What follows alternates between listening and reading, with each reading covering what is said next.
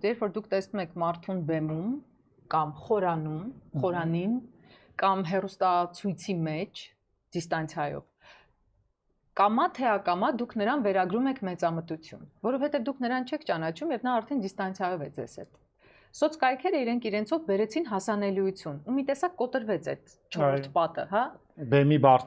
բարձրությունը հավասարվեց, ինչը միշտ չի որ լավ է, բայց որոշ դեպքերում ես ասում միշտ վատ է։ Չէ, որոշ դեպքերում շատ էլ լավ է։ Ես չեմ սիրում։ Նայր, արտիստական տեսանկյունից կարևոր է, որ դու զգաս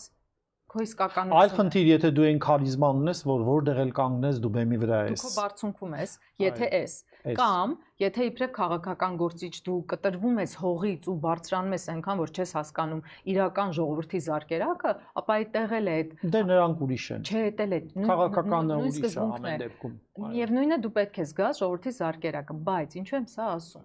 որ շատ դեպքերում մարդիկ, որոնք չեն հասկանում հոգևորականներին, որովհետև խոսում են տարբեր լեզուներով, ընդ որում իմ ասածը գրաբարի կամ աշխարհաբարի մասին չէ։ Նրանք խոսում են հոգևոր լեզվով, աշխարհական ոչ միշտ նաև գիտակ ու գրագետ մարդիկ խոսում են տարբեր լեզուներով։ Եվ այդ անջրպետը, այո, միշտ չի որ անցնում են նորմալ։ Ու ստացվում է, որ այն մարդիկ, որոնք հանրության այն շերտերը, որոնք չեն հասկանում լիարժեք հոգևոր խորհուրդը մեր եկեղեցու, գտնում են, որ հոգևորականները մարդամոտ չեն կամ իրենց հասանելի չեն եւ այո հասանելի չեն, բայց ոչ թե որովհետեւ նրանք են հեռու ձեզնից, այլ որովհետեւ դուք չեք ընդունել ու ընկալել խորհուրդը։ Մենք այսօր այնքան հասանելի քահանաներ ունենք, որ երեխաները տեսնում են այդ քահանաներին, վազում են, կախվում են փեշերից, բարձրանում են վրաները, մարդամոտ, ասող, շփվող,